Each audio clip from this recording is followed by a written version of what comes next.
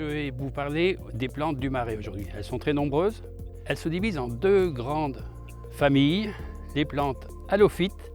L'autre famille de plantes, c'est les glycophytes. C'est les plantes qu'on trouve au-dessus de l'estran et qui vont supporter plus ou moins, selon les espèces, le sel. Et il y en a une dont on ne parle jamais parce qu'elle est toute simple. C'est la spartine maritime. C'est une des plantes qui colonise le marais dès qu'il est asséché. C'est la première plante qui colonise le marais. Autre plante emblématique de notre région, d'où son nom de santonine ou herbe des santons. Les santons, c'était le peuple gaulois qui occupait la région de Saintonge et qui a donné son nom d'ailleurs à la ville de Saintes. C'est une plante de la famille des armoises, du génépi pour les gens qui connaissent la montagne. C'est donc une plante qui est très aromatique, qui peut s'utiliser en tisane ou également en gelée. C'est un arôme très vif, très fort, presque astringent. Voilà pour la santonine. Une autre plante, c'est la soude. Elle existe sous deux formes. Une forme arbustive, donc qui reste toute l'année, et une forme vivace qui disparaît l'hiver. Cette plante, elle servait, après l'avoir fait sécher et brûler, à faire une tâche ménagère. La lessive de soude, l'origine, c'est cette plante, la soude maritime. On va continuer avec deux plantes qu'on ne trouve presque plus à cette époque, parce que là nous sommes, au moment du tournage, nous sommes en début d'automne ou en fin d'été. Deux plantes qu'on trouve surtout au printemps dans le marais. Cette plante, elle est aussi bonne que l'épinard. Et ce que je dis toujours, elle est moins chère, parce que vous venez la chercher dans le marais, elle est gratuite. Donc c'est la bête maritime, de la famille de la betterave d'ailleurs. Donc cette plante, vous la cuisinez comme les épinards.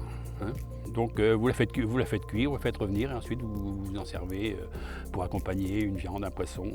C'est un goût un peu moins fort que l'épinard, mais c'est très agréable et essayez-la. Une autre plante qu'on trouve dans le marais, là je vais vous le montrer à l'automne.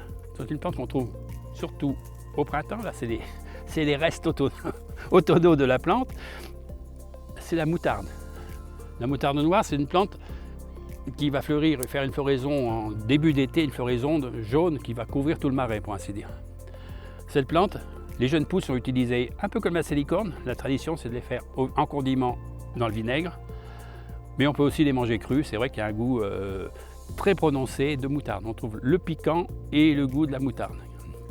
Donc ça, c'est deux plantes qu'on trouve particulièrement au printemps.